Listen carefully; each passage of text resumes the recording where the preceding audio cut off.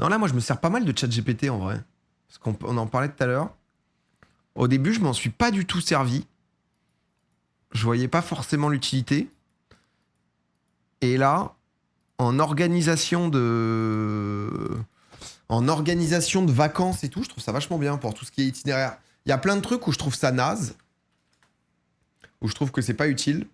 Mais en fait, quand tu t'en sers un peu en assistant sur certains trucs, tu vois. Là, je pars en vacances, je lui demandais un peu des itinéraires. Je lui demandais un peu des itinéraires et tout. Regarde la vidéo de Léo Duff sur ChatGPT. Ça peut être pas mal, ça. J'avoue que je l'ai vu passer, ça m'a donné envie. Comment ChatGPT assoiffre cette population? Oh, merde.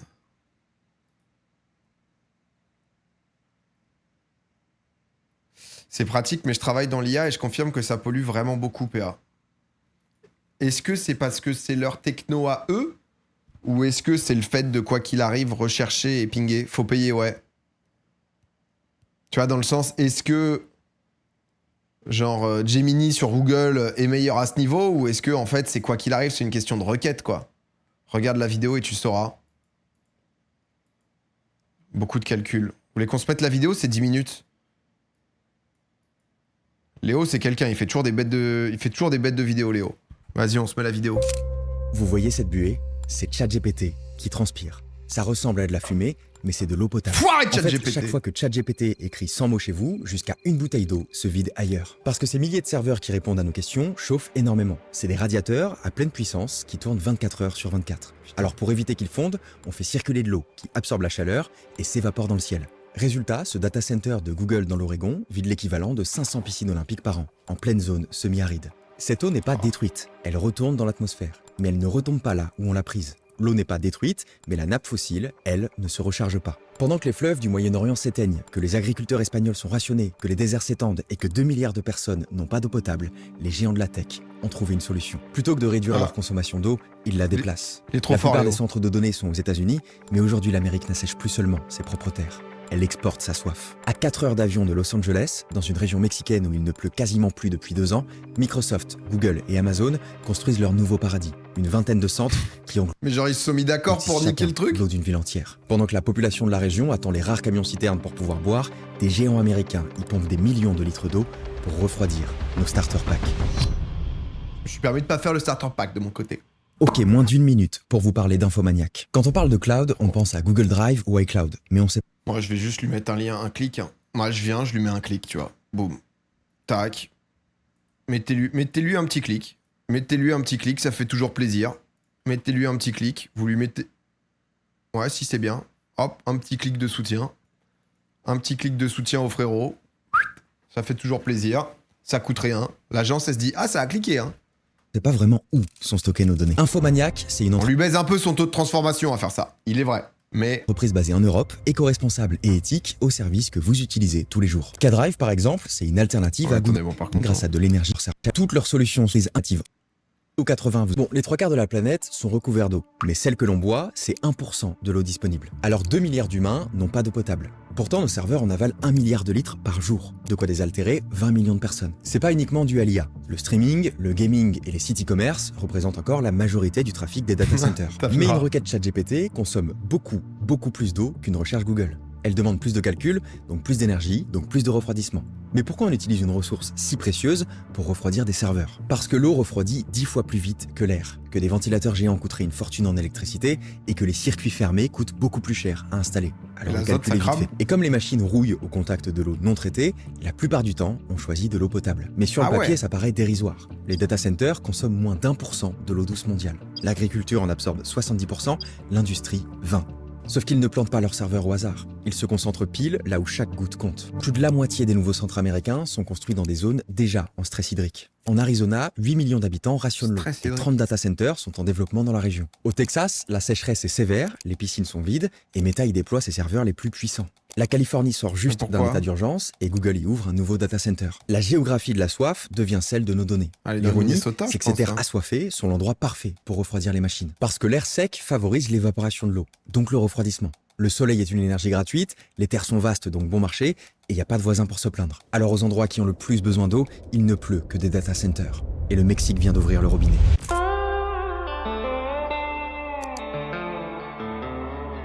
Oh, ça va être Bienvenue à Querétaro, région semi-aride du centre du Mexique. Ici, il pleut de moins en moins. Les barrages principaux sont quasiment à sec depuis des mois, les poissons n'atteignent plus une taille suffisante pour être pêchés, les réservoirs d'eau battent des records historiquement bas, même les cactus crèvent de soif. Les nappes phréatiques s'épuisent plus vite qu'elles ne se rechargent. Alors la vie devient survie. Des familles n'ont plus d'eau au robinet, C'est un poète le bouc. Non mais moi j'adore les vidéos de Léo Duff, je le trouve trop fort à chaque fois. Même quand il venait dans Popcorn et tout, à chaque fois il est hyper intéressant. Les klaxons de camions-citernes qui apportent l'eau, toutes les semaines quand elles ont de la chance, tous les 15 jours quand elles n'en ont pas.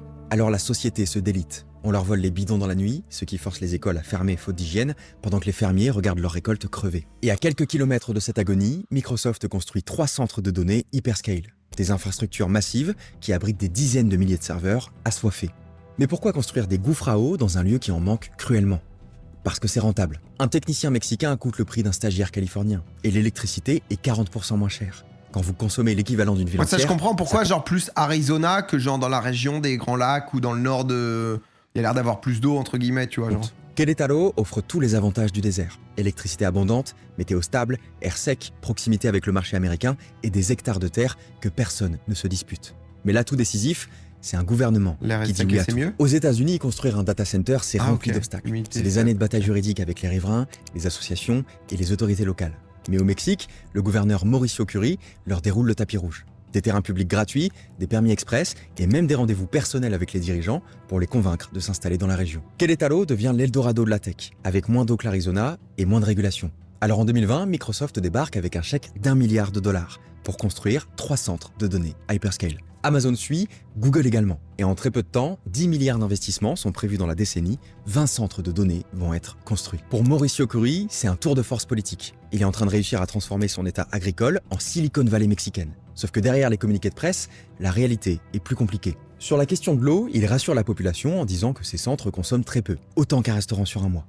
C'est impossible, mais il répète ce que Microsoft lui a dit. En fait, Microsoft affirme que ces installations utiliseront l'eau moins de 5% de l'année, 18 jours par an.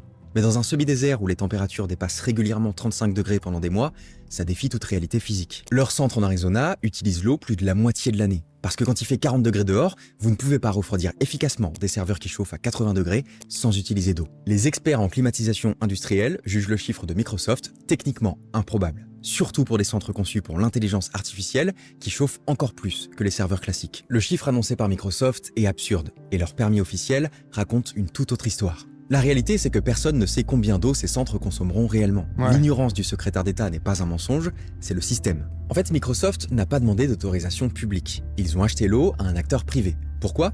Parce que le territoire est officiellement en pénurie d'eau. Donc l'Agence fédérale de l'eau n'accorde plus aucune nouvelle concession dans la région. Pour contourner cette restriction, Microsoft a dû racheter directement une concession d'eau souterraine détenue par un acteur privé.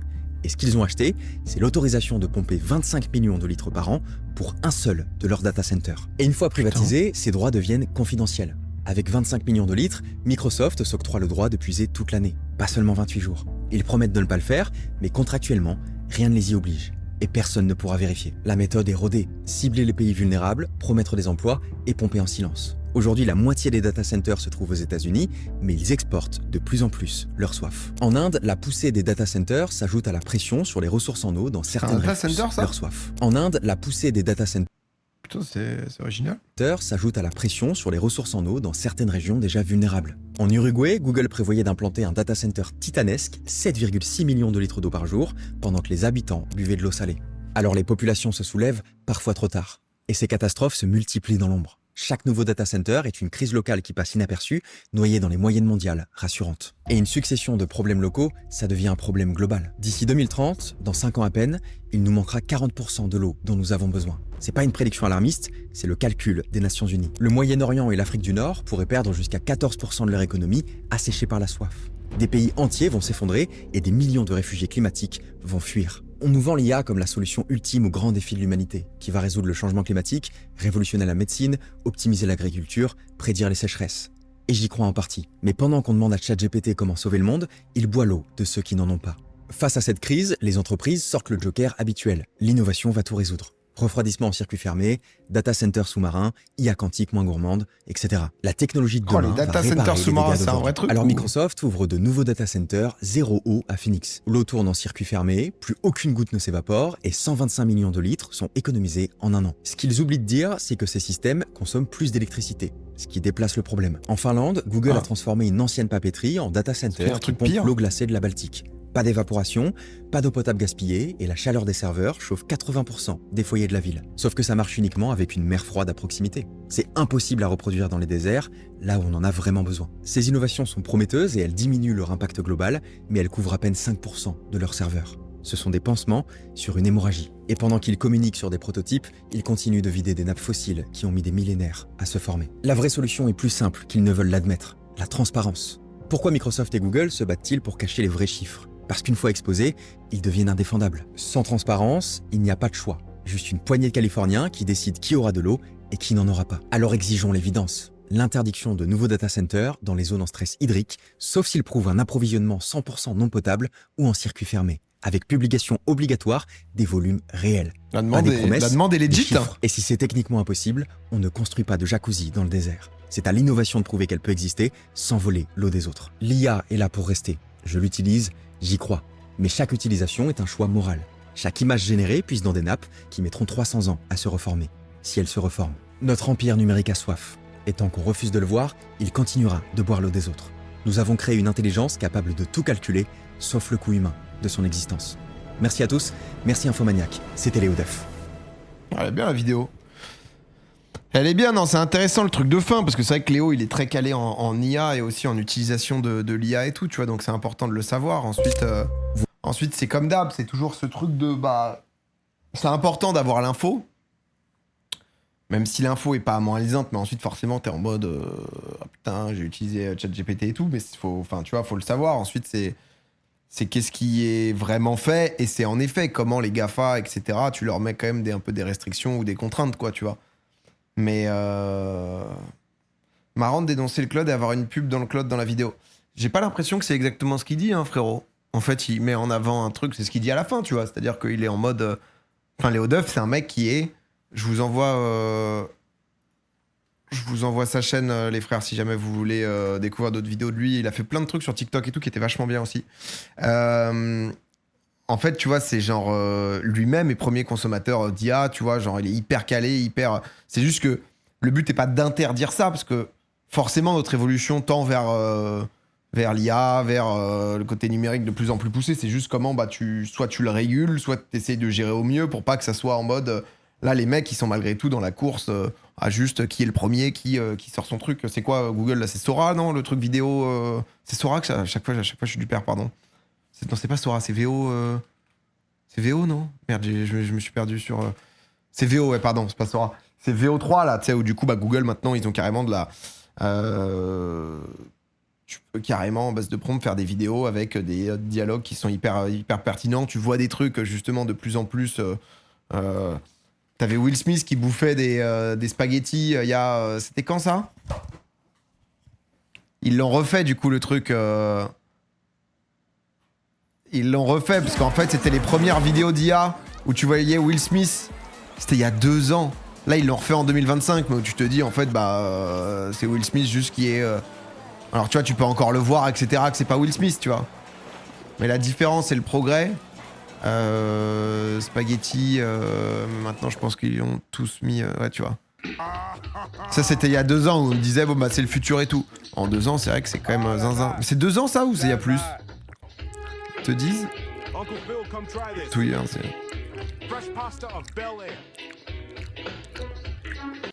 Donc c'est vrai que ça progresse, quoi. Il y a surtout de l'emplacement choisi par les GAFA plutôt qu'un problème de consommation générale, si j'ai bien compris la vidéo. Ouais, en fait c'est un mélange où quoi qu'il arrive, en fait c'est toujours pas toujours ce même débat, mais en effet là ce qu'on est en train de faire du streaming, ça consomme à balle, tu vois. Il y a beaucoup de trucs qui consomment énormément. Ensuite, c'est comment continuer justement à vivre, potentiellement à créer, etc. C'est vrai que le moment où les mecs, en fait, ils vont se foutre au Mexique, ils se mettent tous d'accord pour payer un chèque de fou, et en fait, la population locale est déjà assoiffée, et ça détruit la région, ça aide pas, quoi. Ça aide pas, ça aide pas. Banni pour dénoncer l'hypocrisie. Oh, un peu plus, par contre. Qu'est-ce que t'as dit? 20 ans que les serveurs polluent à fond. Personne casse les couilles pour une vidéo de carré rouge de 20 heures. Mais maintenant, casse les couilles uniquement sur l'IA Gen. Alors que... oh. Pour l'info, ces vidéos ou ton stream pollueront 100 fois plus que 1000 requêtes ChatGPT. J'essaie de comprendre pourquoi on tape sur l'IA. Super important pour le développement de l'humanité. Alors que ce problème existe depuis la création des serveurs. Ah bah je pense que c'est une suite logique quoi. Enfin, on n'est pas dans un truc de...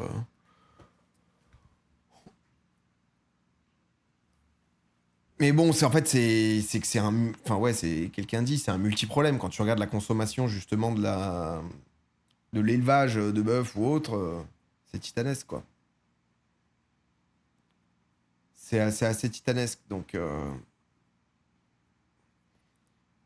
T'as vu l'ouverture de la Kings League en IA, elle est horrible. Non, vas-y, envoie un lien.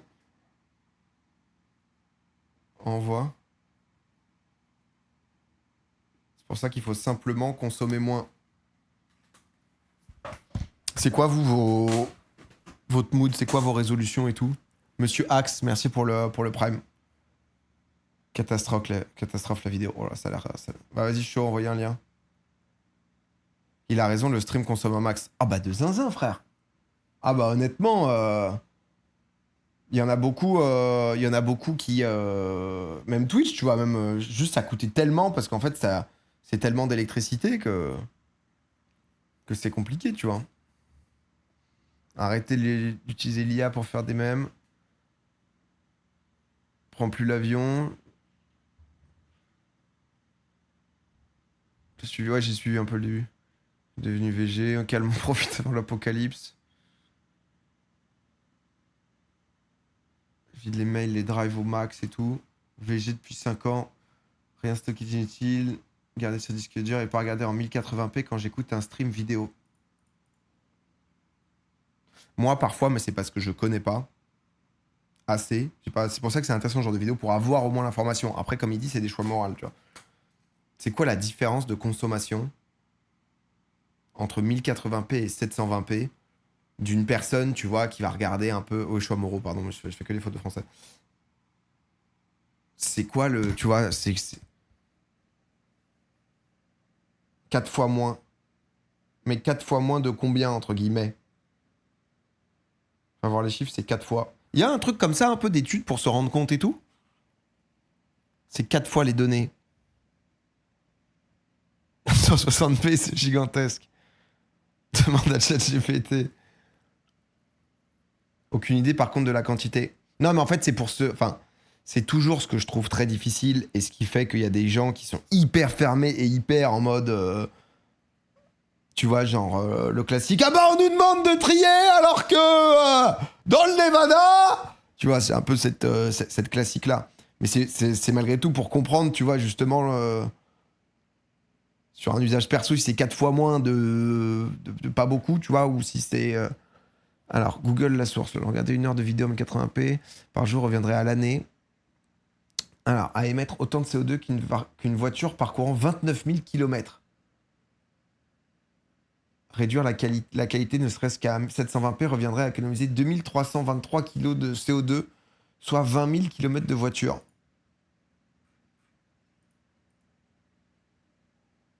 Putain. Mais du coup, tu télécharges GTA qui fait 100 gigas. C'est combien je passe le stream en 360p. Bah du coup, je vais augmenter un peu le bitrate. Que ça soit un 360p un peu cheaté, que vous vous mettiez bien quand même. Je vous passe à 20 000. Comme ça. Comme ça, c'est bien. Achète la cam du 5. Tu assèches une population. Je suis passé en 160p. En vrai, moi, je suis pas un bandeur de 4K et tout. Hein. Je trouve ça fou. Que vous me forciez à jouer en 120 FPS. Je sais pas si ça a un impact, ça. Mais je vois même pas la diff presque. Montre un peu en vrai. Non, moi honnêtement, il y a des moments entre 1080p, 2K et tout, je vois pas la diff. Mais parce que je pense que je suis vraiment... Ah ouais, mais ça va être chiant en fait. Ça va être chiant. On va se mettre un peu de Niski. Ça qui est beau avec WoW, c'est que t'as l'impression que eux-mêmes font l'effort, quoi. En vrai, ça se fait. Hein. En 160p, en vrai, c'est pas non plus... C'est pas si affreux, quoi. Enfin, après, vous faites votre choix, quoi. Dans quel monde vos enfants vont grandir? Non, en vrai, 160p, non mais c'est hardcore. Mais... 360. Non mais là, tu sais, en fait, quand tu commences bas, je pense pour votre utilisation, mettez-vous 2-3 moments en 160p, tu vois. Et ensuite, tu passes en 720. T'es royal, hein. Frère, là, c'est du 480. Bah, honnêtement, juste WoW est dégueulasse. Mais là, tu vois, déjà, le passage en 480, ça passe de ouf, hein, en vrai de vrai. Et 720, honnêtement, mon ressenti du 720, pour moi, le 720, il est pour les privilégiés. Pour moi, le 720, c'est pour les gens qui pensent pas aux autres. Voilà, je le dis. Je le dis. Non, non. Mais en vrai, 720, ça se fait, hein. Pff. 720, ça se fait, hein. Ah, 1080, c'est vrai que c'est clean, hein. Ah ouais, c'est vrai qu'il y a un petit filtre, hein. Putain, il y a un petit filtre, hein. Ah putain. Ah, il y a quand même, il y a quand même un plaisir, quoi. Ah, il y a quand même un plaisir. C'est vrai que... Ah, disons que c'est pas flou, quoi. Disons que c'est pas flou, quoi, donc... Mais là, Twitch, ils veulent mettre le 2K, là, je crois. Il y a 1440 sur... Ouais, mais je crois que ça bug. Donc...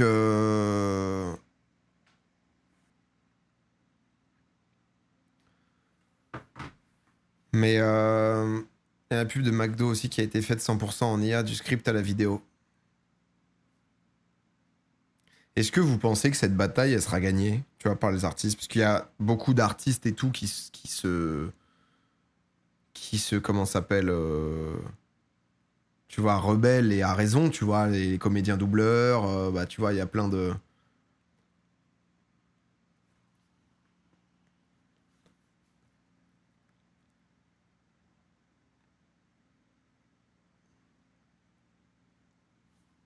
Il y a des trucs aussi, mais ça sera trop tard. Tu penses? Elle sera pas gagnée, mais pas perdue non plus. Je pense que ça dépend des domaines, peut-être, tu vois. Il y a peut-être des domaines qui seront protégés de ça, mais malgré... Enfin, si tu prends le truc d'un point de vue 100% pragmatique, c'est à quel point... Tu vois, par exemple, les comédiens doubleurs, il y a un truc où ils y mettent une voix, une énergie, une humanité, malgré tout, tu vois, dans la voix. Le problème, c'est que c'est un monstre, quoi. L'IA, quand tu vois les progrès du truc...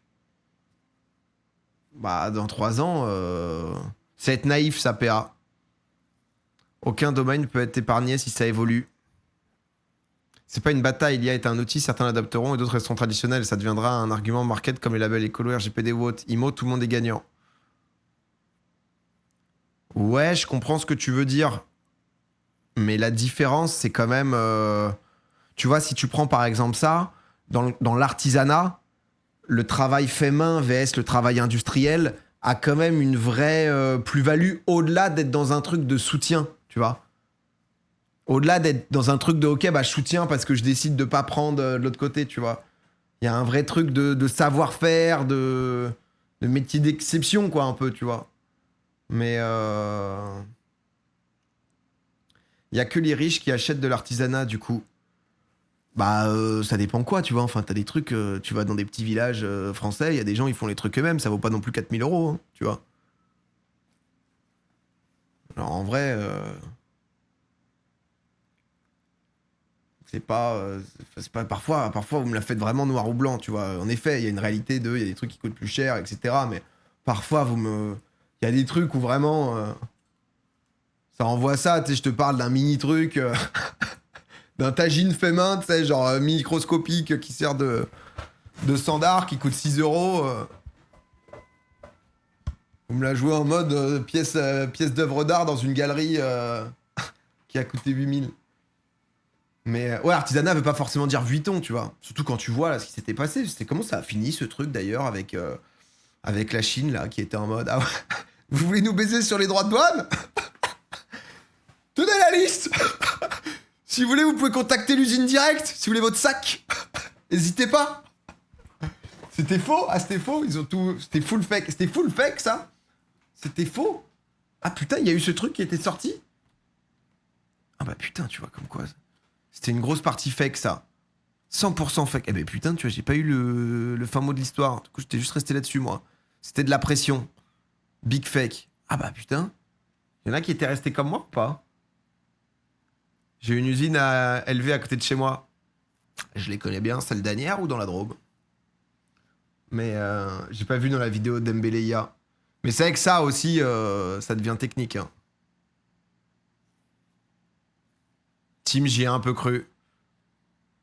Je savais pas que c'était fake non plus. Bah, en fait, souvent, tu vois des trucs passer et en fait, c'est le truc qui est hyper viral et tu vois pas le fin mot de l'histoire de ce même truc, quoi, tu vois. Donc, mais ça vient de là-bas, ça, c'est un truc. Les usines de fake qui ont fait leur pub là-dessus, ah oui. C'est le problème de fake news, les debunks sont beaucoup moins partagés. Bah ouais, souvent, en fait, t'as l'énorme truc qui fait beaucoup parler. Et ça, de plus en plus, hein. Ça, clairement, on est pris en tenaille. Mais t'as vu la... Ouais, j'ai vu Loïs Boisson, ouais. Je trouve pas la vidéo Kings League avec les trains. Sur Twitter, est-ce que j'ai le lien encore? Oh tiens, si tu veux revoir ce petit banger, tu peux juste ici. Mais t'as vu ce qu'ils ont fait avec le doubleur de Dark Vador sur Fortnite? Non, vas-y, envoie. Ah, j'aime bien, vous me faites décorer, j'aime bien ce petit live là. On papote, on découvre. J'aime bien, tu vois, on n'est pas fermé d'esprit, il y a différents avis. On est sur quelque chose, là. Là, au pif, il était prêt. Ah non, ça, c'est VO3, ça. Au pif. Là que tu m'as envoyé.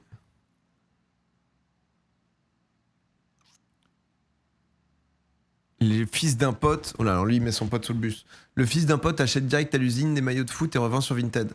190 € les 10 maillots et c'est que 10 maillots. Plus t'achètes, moins cher c'est. Ah ouais, bah après ça, c'est des trucs, c'est pas nouveau en vrai. Non mais attendez, là, je voulais le Dark Vador, man.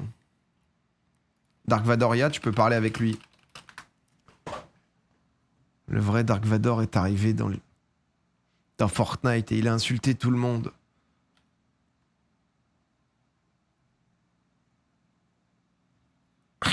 Bon, Ninja, on a rien à branler. Hein. Ah, Ninja, il est pas dans le débat. Est-ce que faut suivre faut sauver les comédiens doubleurs ou pas? Lui, il en a, mais rien à péter. Je peux te dire que. Taper fade meme still massive. Ninja, your fascination with fleeting trends is curious. Does it provide a tactical advantage I am unaware of? Fleeting trends. Over it's done. Yeah. It takes that when he like your team and he can talk to you. Oh yeah. Wow. But I haven't found. Yeah, there's a blue one. Ah ouais, mais du coup, il y a juste eu un moment quoi. Ah, il nous a. Darth Vader. Oh my.